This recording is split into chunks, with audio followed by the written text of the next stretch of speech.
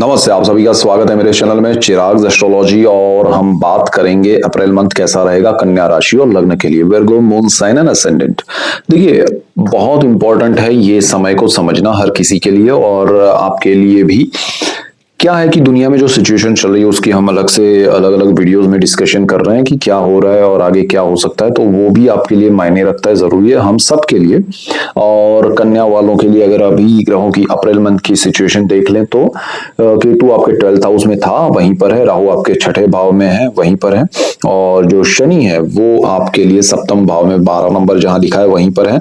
हाँ, वहां पर मंगल 2 अप्रैल को आएंगे शनि के साथ। फिर सूर्य वहां पर ऑलरेडी है शनि के साथ, वो 14th अप्रैल तक रहेंगे।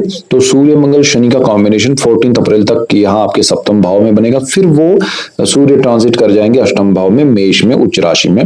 बुध जो है वो 2 ट्रांजिट कर रहे हैं, एक तो मीड में आ रहे हैं यहाँ पर आपके मीन में, फिर वो आखिरी दिन चले जाएंगे मेष में, तो सूर्य के पास चले जाएंगे। शुक्र आपके 19 तारीख को, अप्रैल की 19 को वो ट्रांजिट कर रहे हैं आपके वृषभ में, अपनी अपनी राशि में, आपके भाग्य भुवन में। और गुरु जो है वो कर्म स्थान में बैठे हैं, 3 नंबर जहां लिखा है। तो ये स्थिति है ग्रहों की और आपको आपका चार्ट पता होना चाहिए। बहुत सारे लोग सोचते हैं कि अरे ये सब बोलने की क्या जरूरत है, आप आगे बढ़ जाओ। नहीं, जिनको जरूरत है वो देखते हैं, वो समझते हैं और मुझे कहते भी हैं कि भाई ये हमें जानना जरूरी है। आपको आपका चार्ट पता होना चाहिए। आपको आने वाले समय में बहुत सारी चीजें जरूरी है जानना, अदरवाइज आपको समझ में नहीं आएगा कि कहाँ से क्या हो रहा है। इसलिए ये समय ध्यान रखने वाला समय है, ध्यान देने वाला समय है।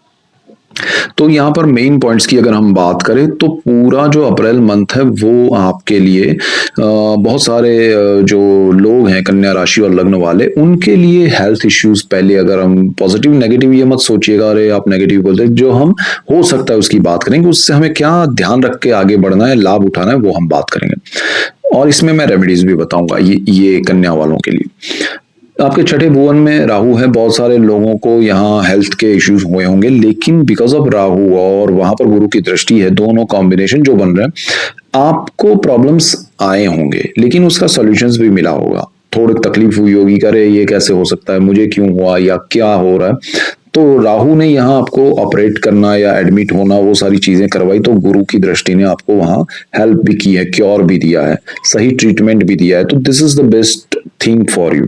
सही समय पे सही जगह पर आपका सही तरह से ट्रीटमेंट होना, सही डॉक्टर के पास, तो वो अच्छा हो रहा है। दूसरी चीज क्या है कि आपको जॉब में या कहीं पॉलिटिक्स चल रहा है, आप जहां वर्क प्लेस है वहां पर, तो राहु वहां पर आपको हेल्प कर रहा है और गुरु की दृष्टि आपको वहां पर एक इंट्यूशन दे रही कि इनसे बचो, ये मत करो, तो वो कीजिएगा फॉलो। नेगेटिविटी बढ़ेगी नहीं लेकिन दिखेगी, आपको समझ में आएगा कि मेरे आसपास कौन पॉजिटिव है कौन नेगेटिव है। ज्यादातर नेगेटिव लोग दिखेंगे तो आपको दुख होगा, लेकिन अल्टीमेटली वो जानकारी के लिए, उसमें कूदना नहीं, आपको लड़ना नहीं है, करे ये तुमने कैसा किया, वो तुमने, या ऐसा कुछ नहीं। आगे बढ़ो, समझ लो, देन आपका रास्ता आगे क्या है वो समझ के चलिए। ये रोग ऋण शत्रु का और जॉब का स्थान है, तो यहाँ ऋण की अगर हम बात करें, लोन या कर्ज की, तो यहाँ आपको कर्ज नहीं लेना चाहिए। जितना अगर बहुत रिक्वायरमेंट हो तो ठीक है, अदरवाइज कर्ज में मत जाइए, लंबा चलेगा।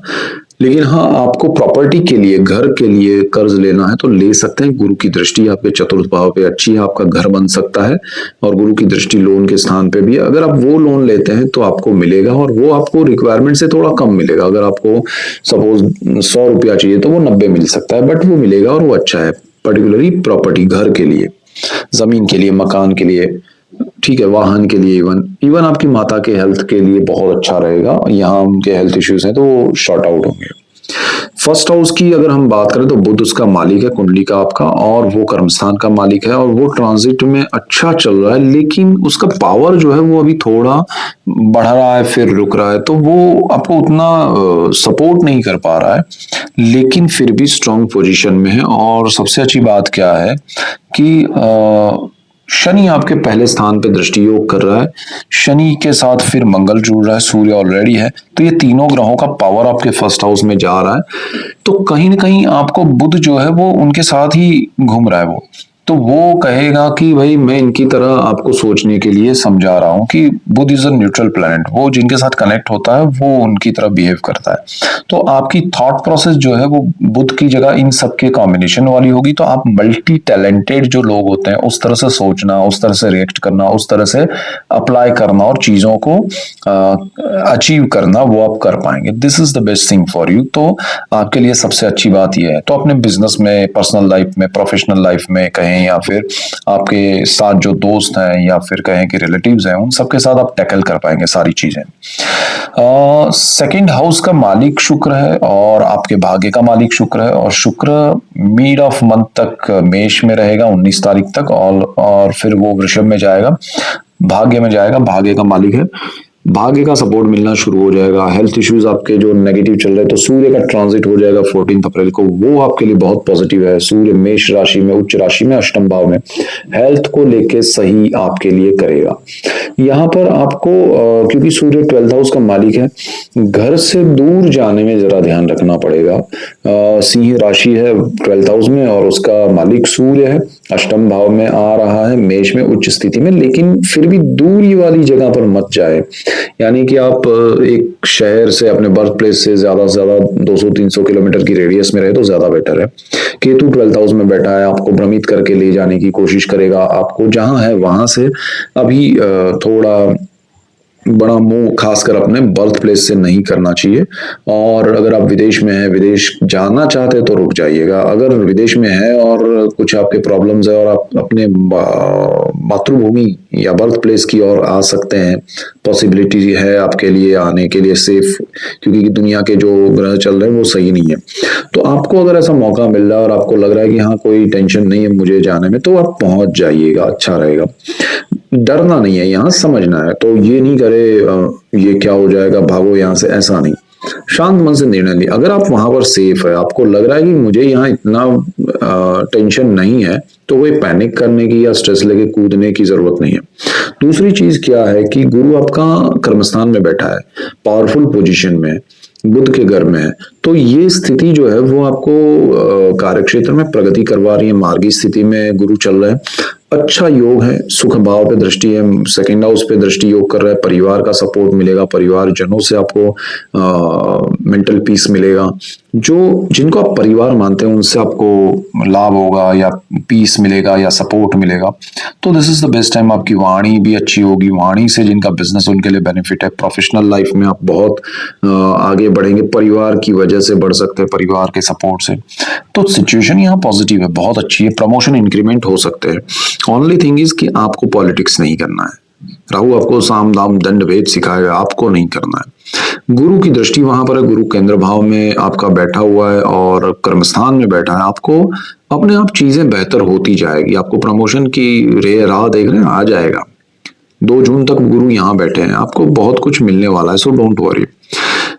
इसके बाद अगर हम बात करें तो सप्तम भाव है वो लाइफ पार्टनर का है, बिजनेस पार्टनर का है। शनि वहां बैठे हैं, सूर्य वहां है साथ में मिड ऑफ मंथ तक, मंगल 2 तारीख से लेकर थ्रू आउट द मंथ रहेंगे।